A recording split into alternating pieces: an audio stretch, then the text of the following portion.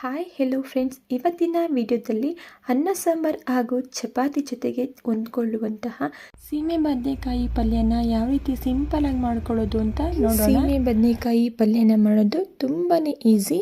Mini meals ಹಾಗೂ ಚಪಾತಿ ಜೊತೆ super ಆಗಿರುತ್ತೆ. ಮಿಸ್ ಮಾಡದೆ ಟ್ರೈ ಮಾಡಿ ನೋಡಿ.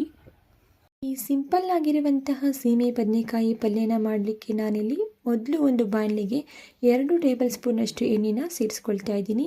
ಎಣ್ಣೆ ಬಿಸಿಯಾದ ನಂತರ 1 ಟೇಬಲ್ ಸ್ಪೂನಷ್ಟು ಕಡಲೆಬೇಳೆ, 1 ಟೇಬಲ್ ಸ್ಪೂನಷ್ಟು ಉದ್ದಿನಬೇಳೆ, ಸಾಸಿವೆ ಹಾಗೂ ಕರಿಬೇವಿನ ಸೊಪ್ಪನ್ನು ಸೇರಿಸ್ಕೊಳ್ತಾ ಇದ್ದೀನಿ.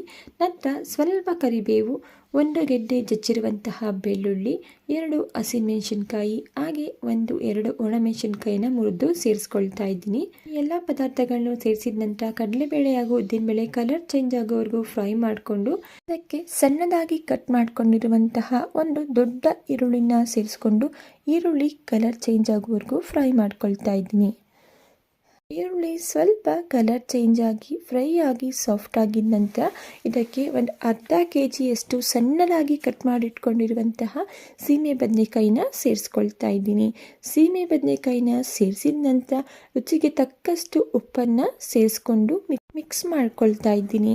ನಂತರ ಒಂದು ಪ್ಲೇಟನ್ನು ಕ್ಲೋಸ್ ಮಾಡಿ ಸೀಮೆ ಬದನೆಕಾಯಿ ಕಂಪ್ಲೀಟಾಗಿ ಸಾಫ್ಟಾಗಿ ಬೇಯೋವರೆಗೂ ಮಧ್ಯದಲ್ಲಿ ಬೇಯಿಸ್ಕೊಳ್ತಾ ಇದ್ದೀನಿ.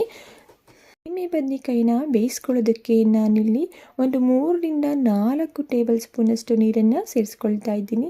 ಜಾಸ್ತಿ ನೀರನ್ನು ಸೇರಿಸ್ಕೊಳ್ಳೋ ಅವಶ್ಯಕತೆ ಇಲ್ಲ. ಸೀಮೆ ಬದನೆಕಾಯಿ ಕೂಡ ನೀರು ಬಿಟ್ಕೊಳ್ಳುತ್ತೆ. ಪ್ಲೇಟನ್ನು ಕ್ಲೋಸ್ ಮಾಡಿ ಕಂಪ್ಲೀಟಾಗಿ ಸೀಮೆ ಬದನೆಕಾಯಿ ಬೇಯೋವರೆಗೂ ಮಧ್ಯದಲ್ಲಿ ಬೇಯಿಸ್ಕೊಳ್ತಾ ಇದ್ದೀನಿ.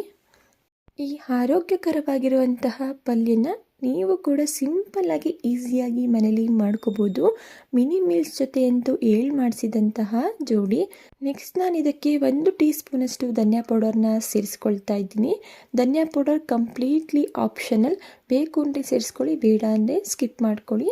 ಸೇರಿಸಿದ್ರೆ ರುಚಿ ಅಂತೂ ತುಂಬ ಚೆನ್ನಾಗಿರುತ್ತೆ. ಧನಿಯಾ ಪೌಡರ್ನ ಸೇರಿಸಿದ ನಂತರ ಮಿಕ್ಸ್ ಮಾಡಿಕೊಂಡು ಒಂದು 2-3 ನಿಮಿಷ ಚೆನ್ನಾಗಿ ಫ್ರೈ ಮಾಡ್ಕೊಳ್ತಾ ಇದ್ದೀನಿ.